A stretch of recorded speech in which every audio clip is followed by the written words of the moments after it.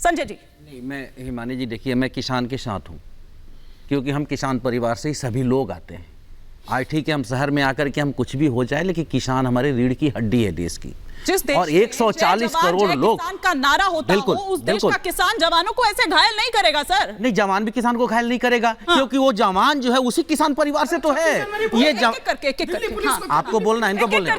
आप बोलते रहिए, कंप्लीट करिए जवान करके। सौरभ दुबे जी, अभी सुमित, आप किसान घायल नहीं कर रहे हैं। जवान आपका ही है। जवान नहीं है, उसी किसान का लड़का है जो बाप और बेटे को लड़ा रहे हैं आप। संजय जी, जवान भी नागरिक है, किसान भी नागरिक, प्रधानमंत्री का, कृषि मंत्री का, गृह मंत्री का बेटा फोर्स में गया है, पुलिस में गया है, किसान का ही बेटा है जवान। संजय जी, सीमा पे भी जो खड़ा है। नहीं, आपने स्वराज जी थोड़ा सा जवान को स्वराज जी थोड़ा सा धैर्य। नहीं तो केंद्रीय मंत्री और राज्य मंत्री है ना। ठीक है, मैं आपको आंसू गैस के गोले लेकर के। एक सेकंड थोड़ा सा संजय जी, एक सेकंड। सौरभ दुबे जी, कह रहा हूँ हिमानी जी कि जो किसान हैं उन्हीं का बेटा, उन्हीं के भाई आज सामने खड़ा कर दिया है सरकार ने कि ठीक है तुम आपस में लड़ो, क्योंकि सरकार का यहाँ कुछ भी नहीं जा रहा है।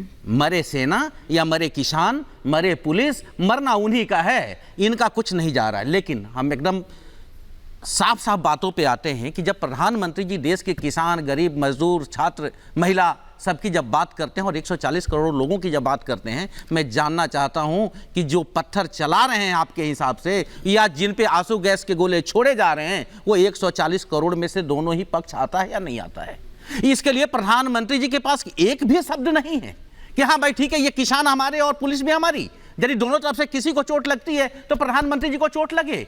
आएंगे सभा में, मंच पे आएंगे, आंसू बहा लेंगे, और घड़ियाली आंसू बहाने से इनका घर में क्या पहुंच रहा है? मैं ये पूछना चाहता हूं कि 2006 में जो एमएस स्वामीनाथन का जो रिपोर्ट आया, 2006 में जो एमएस स्वामीनाथन का रिपोर्ट आया, 2007, 8, 9, 10, 11, 12, 13 मान लिया मनमोहन सरकार ने लागू नहीं किया, आप 14 में बैठे, आप भी तो वही मांग कर रहे थे विपक्ष में। मनमोहन सरकार ने नहीं किया, विपक्ष में मांग कर सारा काम मोदी सरकार आते ही कर देगी। ये गलत बात है सौरभ जी, ये गलत बात है। ठीक है, एक एक करके अपनी बात रखें, एक कर बात रखें, आपकी सरकारी एक कर बात रखें, प्लीज प्लीज। बारी में बोलिए। ठीक है, राहुल महाजन भी मेरे साथ जुड़ गए हैं। जी, मैं ये कहना चाह रहा था कि प्रधानमंत्री जी या सरकार यदि इस मुद्दे को लेकर के संवेदनशील होते, आप लोग कह रहे हैं एक और मुद्दा चल रहा है कि जब देखो चुनाव आता है तभी किसान सड़कों पे क्यों आता है, ऐसी चर्चा है। यही तो सवाल विपक्ष भी मैं तो पूछता हूं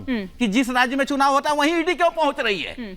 अब वो सरकार का गेम है, वो सरकार। अब आप क्या कर रहे हैं? अब आप ईडी सीबीआई को, मतलब ये एक सेकंड सुमित सोनी जी और राहुल महाजन जी अगर हैं तो प्लीज उनको भी जोड़िए किसान के साथ। अरे सरकार राजनीति करेगी, किसान क्या करे? किसानों क्या करे? देखिए यही लोग हैं जो किसान क्या करे? एक एक कर आप अपनी बात रखेंगे तो ज्यादा अच्छा होगा। के लोग हैं जो अराजकता का माहौल बनाने का प्रयास कर रहे हैं। मैं स्पष्ट रूप से कह रहा हूं इसमें, जब पंजाब के राहुल महाजन जी को मेरी आवाज आ रही है? कर रहे हैं यहाँ पर राहुल महाजन जी ने कहा अराजकता का माहौल क्यों बनाया जा रहा है? राहुल महाजन जी और प्रेम कुमार जी, राहुल महाजन जी और प्रेम कुमार जी को सिर्फ अभी स्क्रीन पर रखिएगा। राहुल महाजन जी, बार बार ये कहा जा रहा है कि चुनाव आते के साथ ही, अब देखिए क्योंकि टाइमिंग है कि दबाव बना पाएंगे, और अभी तो सोचिए कि वो जो संयुक्त मोर्चा जो है, वो किसान मोर्चा जो है वो अभी शामिल नहीं हुआ है। अगर वो भी शामिल हो जाएगा तो किस तरह की स्थिति हो जाएगी? और इस बार स्थिति विकट है क्योंकि चुनाव सर पर है, ये बात तो ठीक है, और चुनौती भी इसीलिए बड़ी है।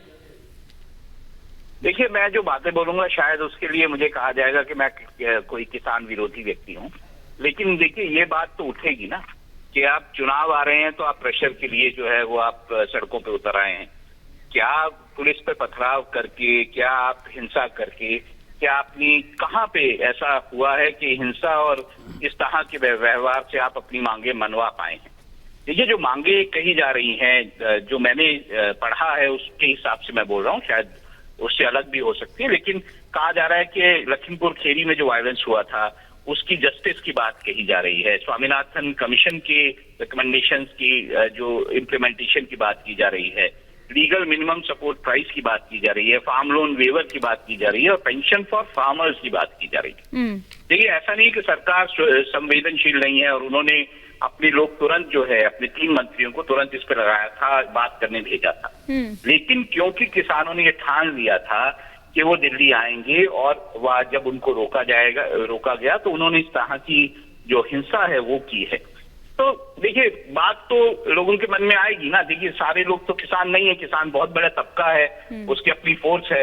लेकिन अगर आप चुनावों के पास आके इस तरह की जो आप करेंगे, तो लोगों के मन में बात आएगी कि आप जानबूझ के चुनावों के पास आके इस तरह की हिंसा कर रहे। कौन सिविलाइज वर्ल्ड में कौन इस तरह से मानेगा कि आप आके इस तरह से हिंसा करें? अगर ये किसान नहीं होते, देखिए, अगर सरकार जो होती वो किसानों के प्रति संवेदनशील नहीं होती, तो ऐसी हिंसा पर जो किस तरह की फोर्स का इस्तेमाल किया जाता है ये हम सब भी जानते हैं। लेकिन सरकार ऐसा नहीं कर पाती है, क्योंकि उसके भी पॉलिटिकल जो चीजें हैं उसके कारण उसके हाथ जो हैं बंध जाते हैं। तो ऐसे में अगर आप ये सब करेंगे तो देश की जनता जो है, बाकी जनता है, वो कोई आपको अच्छी लाइफ में नहीं देखती है कि आप ये सब करें। राहुल जी, आपकी इस बात का काउंटर जवाब मैं लूंगी प्रेम कुमार जी से, लेकिन साथ ही साथ एक और बड़ी खबर आ रही है, उस पर भी काउंटर रिएक्शन चाहूंगी। उत्तर प्रदेश के डिप्टी सीएम केशव प्रसाद मौर्य ये कह रहे हैं कि ये किसानों का आंदोलन नहीं है। केशव प्रसाद मौर्य ये कह रहे हैं कांग्रेस और ठगबंधन का आंदोलन है। ये केशव प्रसाद मौर्य कह रहे हैं। प्रेम जी, एक तो केशव प्रसाद मौर्य जो कह रहे हैं ये, और दूसरी बात वो जो राहुल महाजन जी कह रहे थे। देखिए हिमानी जी, अभी तक तो किसान घर पर ही बैठे हुए थे। सरकार क्या कर रही थी?